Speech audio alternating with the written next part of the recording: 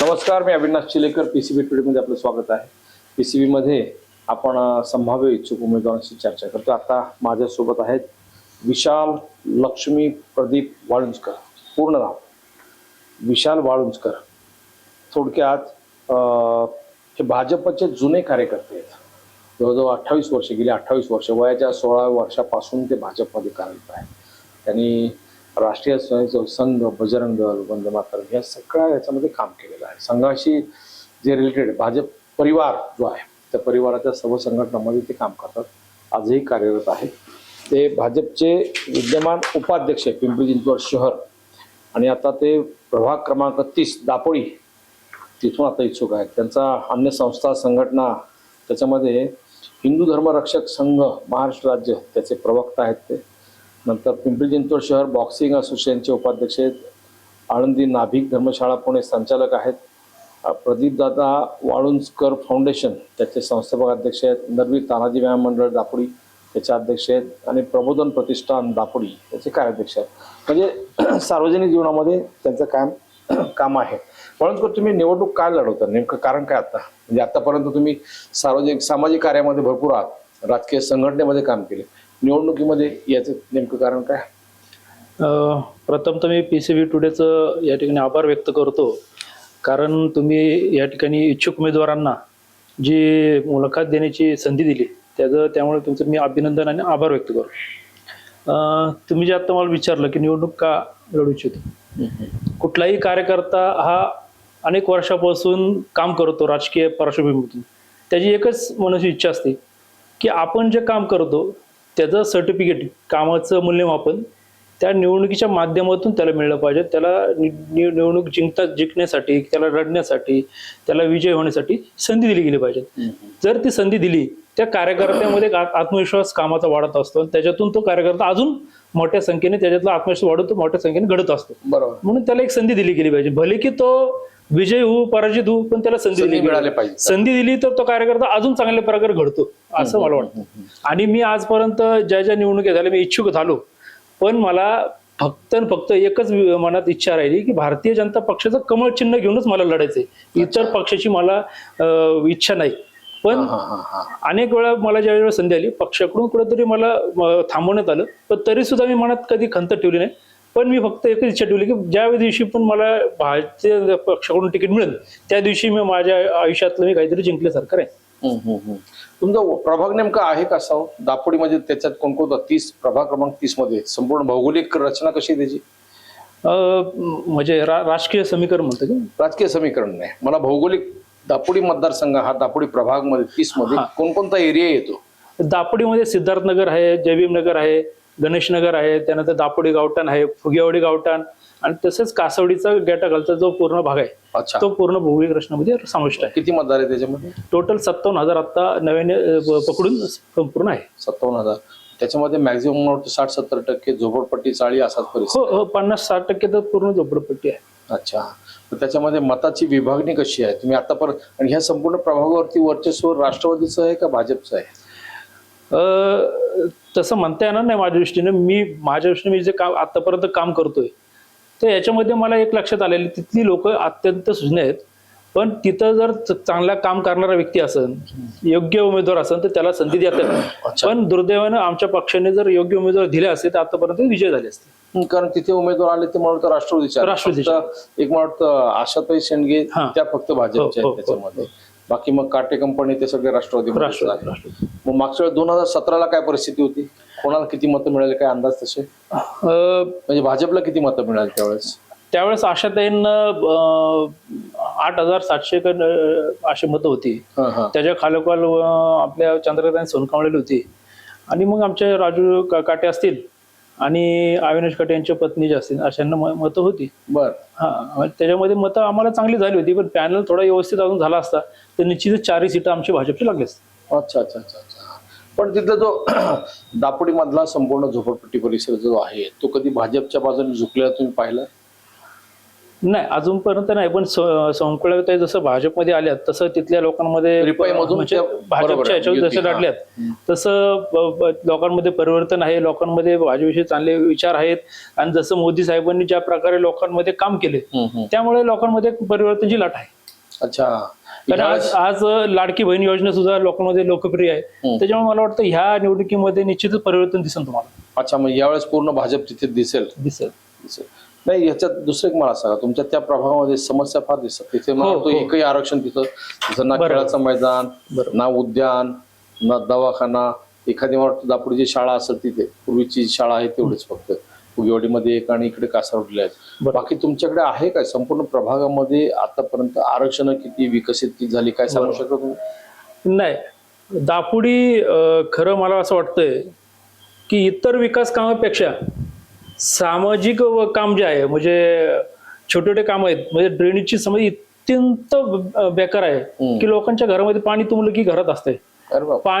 पाण्याचं जर पाहिलं तर पाण्याची लाईन मध्ये पाणी बघितलं तर मी तुम्हाला व्हिडिओ पाठवतो. अत्यंत गढूळ म्हणजे गटरासारखं पाणी येते. आणि त्याच्यानंतर मग अनेक ठिकाणी अस्वच्छता, अत्यंत बेकार अशी परिस्थिती आहे.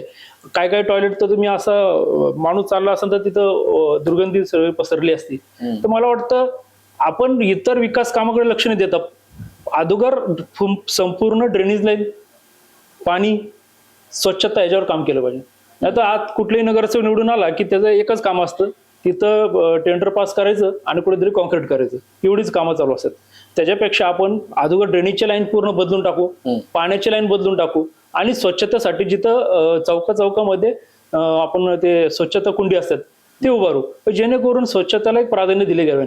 आणि सगळ्यात मोठा जर प्रॉब्लेम जर असेल तर पवना नदीचा. पवना नदीमध्ये अनेक वेळा दूषित पाणी कंपनीकडून सोडलं जातं किंवा इतर नाल्यांचं पाणी येतं. तर त्याच्यावर सुद्धा नियोजन झालं पाहिजे की त्याची ज्यावेळेस पाला येतो अत्यंत मच्छर ज्यावेळेस वाढतात तर त्याचा सगळ्या दापोडीच काय सांगलीलाही त्याचा त्रास होतो. मग त्याच्यामुळं लोकांमध्ये आरोग्याचा प्रश्न मोठेपणे उभा होतो. हा, तुमच्या मतदारसंघामध्ये कासारवाडी पासून तर दापोडीपर्यंत संपूर्ण नदी काळवडलेली सगळं तिथंच दिसते. त्यामुळे त्याच्यावर काहीतरी नदी सुधारणा प्रकल्पाच्या माध्यमातून एक चांगलं काम केलं पाहिजे. दोन्ही तिन्ही गावांना त्याचा उपयोग होईल. आणि राहिला आरक्षणाच्या गोष्टी, आरक्षण आहेत. क्रीडांगण लोक आज आमच्या दापोडी एक टायमाला बरं का साहेब क्रीडा याच्यामध्ये खूप पुढे होती, पण आज आम्हाला क्रीडांगणच नाहीये. क्रीडांगण नाही. क्रीडांगणासाठी आम्हाला सांगवीत जावं लागते. पोरं क्लासेससाठी कुठं असेल तर ते सांगवीत जातात किंवा पिंपळे गुरुमध्ये जातात. दापोडी एक टायमाला बॉक्सिंग क्षेत्रामध्ये अव्वल होती. अनेक खेळाडू आमचे तर राष्ट्रीय खेळाडू घडले. क्रिकेटमध्ये होते, फुटबॉलमध्ये होते, सगळ्या याच्यातल्या खेळाडू आमचे दापोडी पाहायला मिळते. खेळायला कुठे जायचे? खेळायला पहिले तिथं ती शिवाजी पुतळा जो आहे त्याच्या समोर एक मोठं मैदान होतं, पण आता ते झोपडपट्टी आली आणि ती काही खाजगी जागा वगैरे असत पण तिथं खेळायची. किंवा काय जागा पहिले मोकळ्या असायच्या दापोडीमध्ये, तिथं खेळायची. पण आता जागाच पुढे राहिल्या नाही, कंस्ट्रक्शन बांधकाम झाल्यामुळे पुढे जागा राहिली नाही. त्याच्यामुळे खेळाडू काय तिथं पुढे बॉक्सिंगचा एखादा क्लब जरी मला खोलायचं म्हणला तर जागाच उपलब्ध नाही. पण आरक्षण आहेत ना तिथे? आरक्षण आहेत पण आरक्षणाची जागा ताब्यात येणं झाल्यात त्याच्यामुळं काय होऊ शकत नाही. ताब्यात काय आरक्षण आहेत किती मुळात? आरक्षण आता मला वाटतं एक ज्येष्ठ नागरिकांसाठी आहे, क्रीडासाठी आहे, परत गार्डनचं होतं ते आता ते एका जागी काढून ते दुसऱ्या जागी टाकलं. त्याच्यानंतर म्हाडाचं आहे, असे वेगवेगळे आहेत. पण मला वाटतं की हे आरक्षणाच्या पेक्षा जास्त आम्हाला जास्त गरज जी असेल ती जलतरण तलाव व्हावं, क्रीडांगण व्हावं आणि ज्येष्ठांसाठी सांस्कृतिक भवन व्हावं. हे सगळं व्हायचं असेल तर आरक्षण पाहिजे. आरक्षण पाहिजे. मग तशी आरक्षण आहेत का? जागा तुमच्याकडे आहेत. मग ते ताब्यात येत का नाही? कारण काय? आता महापालिकेने याच्यात आयुक्तांना मागे आम्ही भेटून निवेदन दिलं होतं आणि त्याच्यामध्ये मी आता आमदार उमाताई खापऱ्यांच्या वतीने शिष्टमंडळ ज्यावेळेस आम्ही भेटलो होतो आयुक्तांना, शेखर सिंग आयुक्त होते, तर त्यांनी आम्हाला सांगितलं की याच्यावर काहीतरी निश्चित आम्ही सूचना करू. पण आता आयुक्त पूर्ण बदललेत आणि आता निवडणुका लागल्यात, परत नवीन आयुक्त कोण येतील त्यांनी त्याच्यावर ऍक्शन प्लॅन घेऊन दापोडीच्या प्लॅनवरती काम केलं पाहिजे. आणि सर्वात महत्वाचा मुद्दा म्हणजे जागा मालकांचा काहीतरी मुद्दा असू शकतो, तो प्रश्न मिटावला पाहिजे. तुमच्या दापोडीला भाजी मंडई संपूर्ण त्या मुंबई पुणे हायवे थोडक्यात CRTच्या गेट पासून समोर तो जो रेल्वेचा हे आहे फाटक आहे तिथपर्यंत दोन्ही बाजूला भाजी मंडई भरते तिथं. म्हणजे तो रस्ता आहे का भाजी मंडई आहे नेमकं काय? ते कसं आहे आता दापोडी गाव जसं स्थापित झालं तसं त्या रोडच्या कडेला असं लोकांनी भाजी मार्केटचं स्थापना झाली. म्हणजे त्या भाजी मंडईच्या अध्यक्ष मला वाटतं सदाशिव रसाळ असतील, आणि त्या माध्यमातून तिथे सुरुवात झाली. ते तसं भाजी मार्केट म्हणून त्याला ओळख आली, म्हणून ते तिथून नव्याने ठिकाणी आरक्षण जरी असलं तरी ते अजून ते जोपर्यंत नवीन येणारे नगरसेवक तिथं त्याची पूर्तता करत नाही तोपर्यंत तिथंच राहणार. आपण ते 97ला दापोडी इकडे आली, पुणे महानगर, पुण्यामधून पिंपरी चिंचवड मध्ये आली. तेव्हापासून आतापर्यंत गेल्या 25-30 वर्षामध्ये काहीच झालं नाही. काहीच नाही. तुम्हाला म्हणतो जे नगरसेवक आले त्यांनी अजिबात कुठल्या गोष्टी, मला तर मी आता तुम्हाला सांगितलं की निदान ड्रेनेज, पाणी, स्वच्छता याच्यावर व्यवस्थित जरी काम केलं तरी खूप झालं. यांना अजून फक्त निवडून आलं की फक्त टेंडरची कामं काढायची, कुठं कॉन्क्रीट करून घ्यायचं आणि त्याच्यातून काय उपयोग होईल त्याच्यावरच काम चालू आहे. म्हणजे फार कठीण आहे दापोडी. तुमच्या झोपडपट्टी किती देते SRA मध्ये आता काहीतरी तो प्रोजेक्ट राबवणार आहे? हा, सिद्धार्थ नगर, जेबीएम नगर, त्याच्यानंतर जो आत्तारीत भट्टी आणि लिंबर वस्ती इथपर्यंत हा जो भाग आहे तो SRAचा भाग आहे. किती आहे त्याच्यामध्ये लाभार्थी? खूप आहे. किती काय जवळजवळ अंदाजे मला आकडा सांगता येणार पण भरपूर आहे. अच्छा, तो काय आणखी काय समस्या आहे तुमच्या? फुगेवाडी सुद्धा तुमची समस्याग्रस्तच आहे. फुगेवाडी अंतर्गत रस्ते कुठे फुगेवाडीमध्ये? हा, फुगेवाडीचं गाव छोटं आहे, पण तिथं जो ह्याला संस्थान विभीला जो रस्ता जातो तर त्याला एक पलीकडे येण्या जाण्यासाठी रस्ता नाहीये. त्याला तिथं भुयारी मार्ग काढला तर तिथे येण्या जायला सोयीस्कर होईल. तो एक विषय महत्वाचा आहे. त्याचप्रमाणे त्या गावाला एक कुठं व्यवस्थित अंतर्गत थोडंसं रस्त्याची गरज आहे, कारण आतमध्ये जर काही गाडी यायच्या आल्या तर गाड्यांनाही जागा नाही. तो एक व्यवस्थित रस्त्याची व्यवस्था करण्याचा महत्वाचा प्रश्न आहे. कासारवडील काय समस्या आहेत? कासोडी बऱ्यापैकी डेव्हलपमेंट आहे, पण तरी सुद्धा अजून काही गोष्टी तिथं चांगल्या प्रकारे आपण करू शकतो. काय नाही काय आणि आहे काय, काय पाहिजे काय तिथं सांस्कृतिक भवन गरजेचं आहे पलीकडच्या गेटाखाली, कारण अनेक प्रकारे तिथं चांगल्या प्रकारची लोक आहेत. त्यांना सांस्कृतिक भवन जर उभारलं तर चांगल्या प्रकारे त्या लोकांना एक तिथं कार्यक्रम, मनोरंजन वगैरे असे कार्यक्रम घेता येतील आणि ज्येष्ठ नागरिकांना त्याचा उपयोग होईल, महिलांना उपयोग होईल. कासरवडीला स्विमिंग टँक झालाय ना? पण हो, स्विमिंग टँक झाले. तुमच्या तिकडे कुठे नाही? दापोडी प्रभाग 30 मध्ये, कासोडी प्रभाग बऱ्यापैकी थोडस डेव्हलप म्हणता येईल, पण इकडं आमचं फुगेवाडी पासून गेलं की विकासच तुम्हाला दिसणार नाही. विकास कुठे हरवलाय ते लोकांना शोधावं लागतं. दापोडीत विकास कुठं हरवलाय हे शोधावं लागतं. कठीण आहे. मला तुम्ही आल्यावरती काय कामं काय करणार? तुमचा काय प्रोग्राम ठरला असेल ना, मी हे कामं करणार, मला हे दिसतंय, आतापर्यंत झाली नाहीत, मी करणार, काय कामं करणार तुम्ही? मी आता जसं मगाशी तुम्हाला सांगितलं की सगळ्यात पहिला माझ्या समोर प्रश्नाचा मुद्दा आहे तो ड्रेनेज, पाण्याची लाईन, स्वच्छता. हे 3 गोष्टी पहिले मी काम करतो. दुसरं, दापोडीमध्ये अनेक युवक हे गुंडगिरी प्रवृत्तीच्याकडे वळत आहेत. बरं, ह्या गोष्टी कुठेतरी आपल्याला लक्ष घालावं लागेल. हे त्यासाठी काय करणार? ह्यासाठी आपल्याला एक वैचारिक दृष्ट्या जे म्हणतात ना आपण प्रबोधन करतो, त्याच्यातून युवकांना त्यामध्ये आणलं पाहिजे. त्यांच्यातले मानसिक दृष्ट्या त्यांचे विचार बदलले पाहिजे. कारण आज छोट्यातल्या छोटा मुलगा सुद्धा कुठेतरी त्या भरकटलेला दिसतोय. काय क्राईम आहे तिथे? क्राईम कशा पद्धतीचं आहे? क्राईम आता मुलांमध्ये काही फॅट बसलेले आहेत की मी दापोडीचा भाई किंवा काय अशा प्रकारचे विचार त्यांच्यामध्ये जे गुंतलेले आहेत त्यातून त्यांना बाहेर आणायचं आहे. आपल्याला याच्यातून अनेक प्रकारच्या त्यांच्यापर्यंत योजना आल्या, कारण कुठे कुणाला रोजगार नाहीये, कुणाला आर्थिक परिस्थितीमुळे मुलाला शाळेत जाता येत नाही किंवा त्यांची शाळेची फी भरता येत नाही, कुणाला जरा अनेक खेळाडू दापोडीमध्ये आहेत त्यांच्यात काहीतरी क्षमता आहे करण्याची, पण त्यांना खेळण्यासाठी क्रीडांगण नाही, पण किंवा एखादं प्रशिक्षक नाहीत. ते कुठेतरी घडवलं पाहिजे. क्रीडांगणाची निर्मिती झालीच पाहिजे. त्याबरोबर चांगले प्रशिक्षणाच्या माध्यमातून तिचं वेगवेगळ्या बॉक्सिंगसाठी प्रशिक्षण हे केलं, क्रिकेटसाठी वगैरे अशा वेगळ्या प्रशिक्षणाची आपण तिथं लोक दिली तर मला वाटतं तिथून चांगले खेळाडू तयार होऊ शकतात, राष्ट्रीय खेळाडू तयार होऊ शकतात. आणि त्यानंतर मग चौकामध्ये CCTV बसवले पाहिजे. तुमच्याकडे CCTV बसवलेत ना? CCTV आहेत, पण ज्या आतल्या काही भाग आहेत तिथं CCTVची गरज आहे. नुसतं रोडला CCTV बसवले म्हणजे लोकांवर लक्ष येईल असं होत नाही. आतल्या ज्या अंतर्गत भागात CCTVची गरज आहे. तुम्ही मग अशी नदीचा उल्लेख केला, नदी तुमची प्रदूषित आहे. तुमच्या डोक्यात काय नदी प्रदूषण रोखण्यासाठी तुमच्याकडे काय प्रोग्राम आहे नेमका?